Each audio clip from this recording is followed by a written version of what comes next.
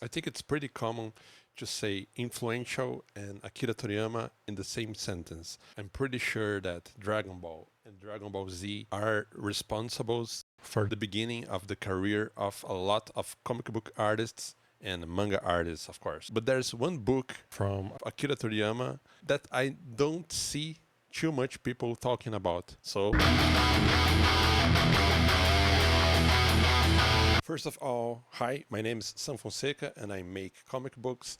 And this year I released this one, Shadowplay Midnight School with Top Shelf and IDW Comics. And if you like horror, mystery, and adventure, I think you will like it. If you like dark contemporary fantasy, I think you really like it. This is a weird world where weird stuff happen. This is the first book of a series. People are comparing it with the Persona JRPG series and Silent Hill. I think it's fair. I'm making the second volume, and you can catch me making the pages live on the live stream section of this channel. So please subscribe so you can see when I'm making a new page. You can come to the chat room and we can talk. It is a lot of fun. So I think when anyone mentions Akira Toriyama, there's no way we don't think about Dragon Ball, right? And I think Dragon Ball and Dragon Ball Z are responsible for a lot of new manga artists and comic book artists in general because of how influential the series was and continues to be, of course. But if you ask me, what is the most influential book from Akira Toriyama for you on your pursuit of becoming a comic book artist, I will not respond Dragon Ball. I will not respond Dr. Slump either, or Sandland, none of that. This book here, I don't see lots of people talking about it. And to me, this is the most influential book while I was pursuing to become a comic book artist from Akira Toriyama. Mangaka, Lessons from Akira Toriyama by Akira Toriyama and Akira Sakuma.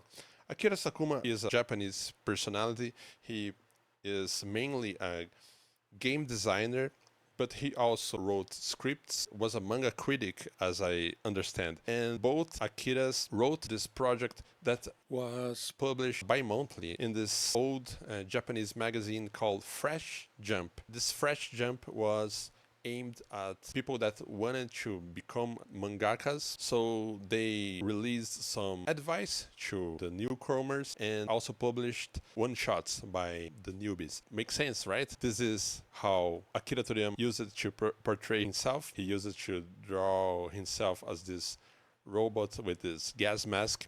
And this is Hetapi, this wannabe mangaka. I found this book, I guess, 20 years ago. Wow, something like it. I remember to this day, I was in the shopping mall with my father and my brother. I think it was my birthday, and I grabbed this book and the CD Imaginations from the Other Side by Blind Guardian. In my opinion, to pick choices. The thing is, this book is very funny. There's lots of really cool advice. I separated 3 advices in this book that never left my head. Every time I'm starting to making a new comic book or new ideas, I always think about these lessons, funnily enough. I say funnily enough because I don't know if you can compare to something like drawing comics by Scott McCloud, for instance, because it's not that deep. It's more funny. I will try to explain as I turn some pages here. This is the Brazilian edition, but I will translate some things as I go. This is Akira Toriyama and Hetapi, and the way Akira Toriyama portray the wannabe mangaka is so funny because he's full of energy and he just wants to draw. He wants to draw right away without knowing the basics, even the basics. So he's full of energy, but he doesn't know anything. Um, And the way Akira Toriyama portrays himself is funny also, because he portrays him like he's not that good of a teacher, and he hits the student with a hammer. You see, it is really slapstick. This is the first lesson that never left my head. The size of the characters. And another very interesting thing is, as you can see here, these are Dr. Slump characters. Why is this interesting? Dragon Ball at this time wasn't a thing yet. This was originally published on 1984. It is older than me.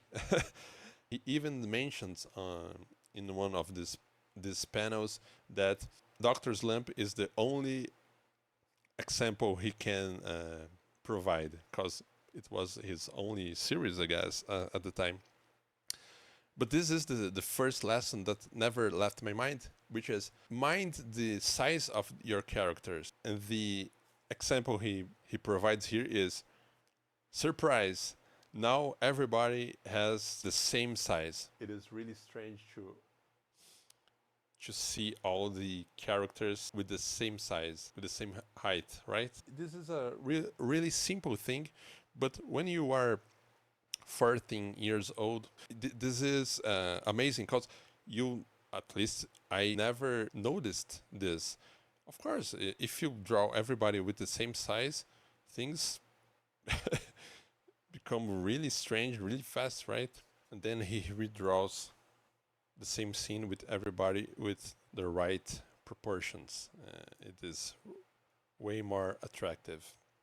Simple things, but presented in a way that really stuck in your head, especially when you are a kid. So mind the size of your characters. The first thing I never left my head.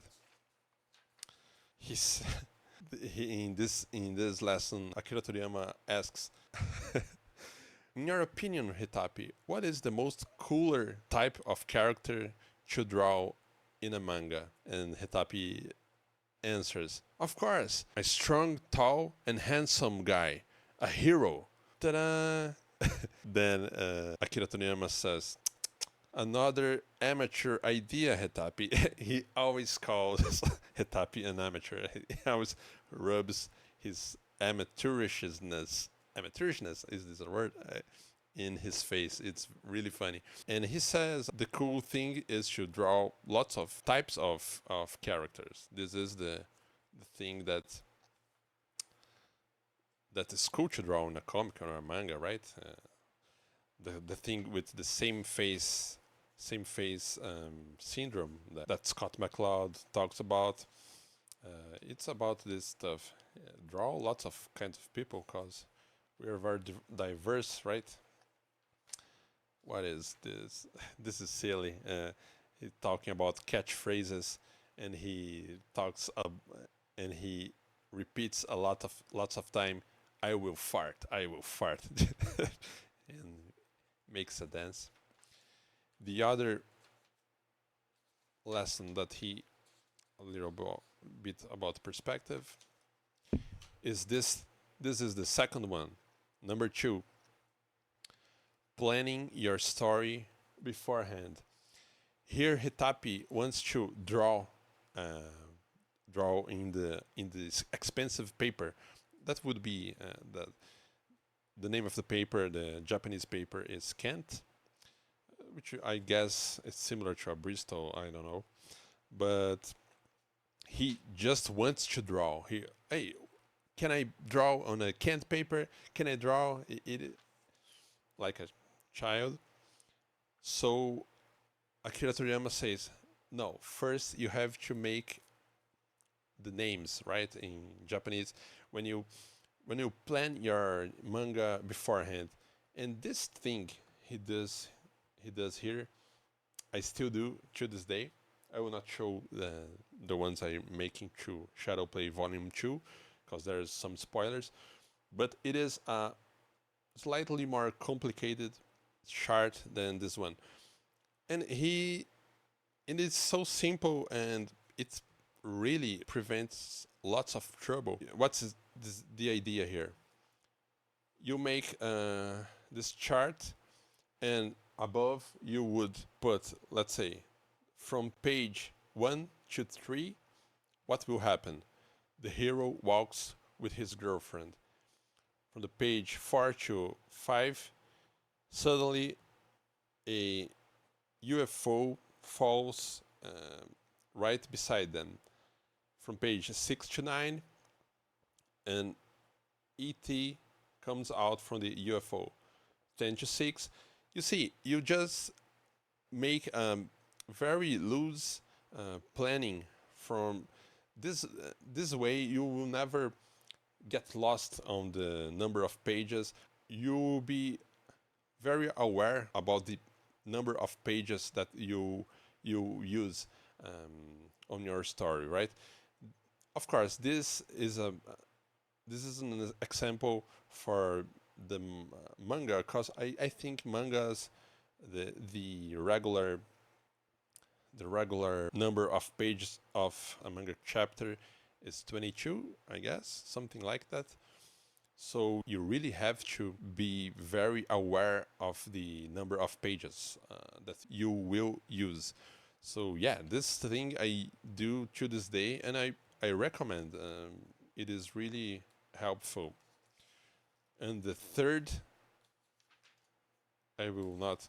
Maybe we can talk about all the lessons in another video, but the other one, and this was the first time I heard about this. Nowadays is very common knowledge, but it's the establishment shot.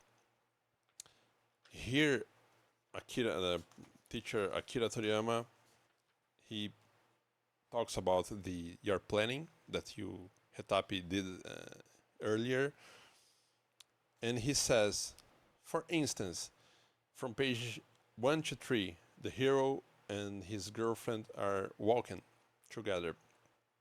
You don't exactly need to the first panel be they walking together, because this way you don't know where they are.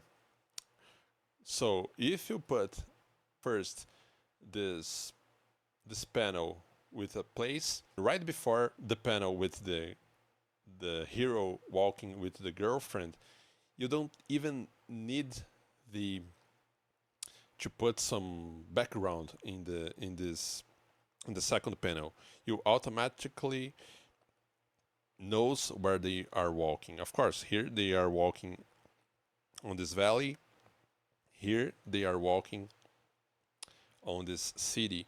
When I read this as a kid for the first time, I thought it was magical. I never thought about it before. Of course I read a lot. I read a lot of manga and comics, but I never noticed this technique. This technique is used on everything. Movies, even Seinfeld, when they film the Seinfeld apartment from outside, then you know the next scene is the Seinfeld apartment. And even in The Simpsons, I always remember this very funny gag. It's a gag about establishment shots. I guess something happened with Homer, and we don't know if he was dead or not. I don't know what happened with Homer, but I don't know if he's dead. And the next scene, they show the Springfield cemetery. Immediately, in this fraction of a second, oh no, he's dead. But the camera pans to the left, I guess, and now they show Springfield Hospital. And you see, you immediately know, oh no, the next scene, Homer is dead. But they did this very cool gag. Springfield Cemetery. Springfield Hospital. Very funny. So yeah, that's it was the first time I read about this, and he says here that that works even if, let's say, they are running from the city. In the middle of the page, we draw this field, and suddenly they are talking on the field. They already left the city. So it was magic to me, knowing this kind of stuff. So yeah, maybe we can talk about the other lessons other time. But I just wanted to talk about a little bit about this book because I don't see anybody talking about mangaka lessons from Akira Toriyama. In the last pages of the book, there's this younger Japanese mangakas wannabes uh, sent to Akira Toriyama, and he talks about the pages, lots of funny things, but lots of cool, cool things also, like this.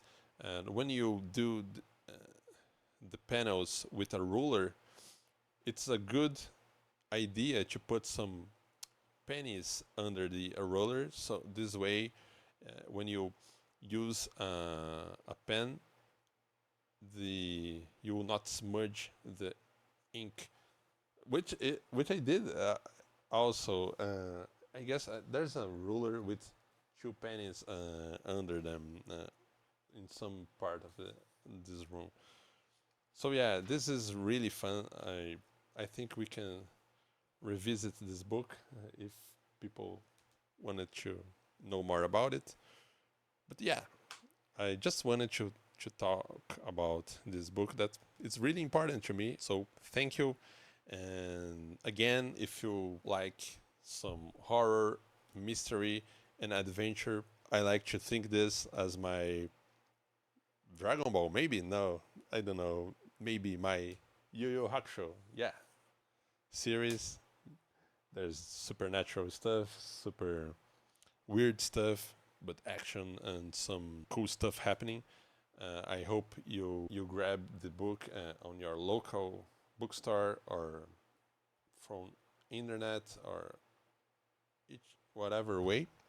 And please subscribe and come hang with me and other cool people on the live streams and see how I make my comics and ask stuff or just let's talk about some comic books or whatever. And we talk about games a lot and lots of stuff. So yeah, thank you and see you next time.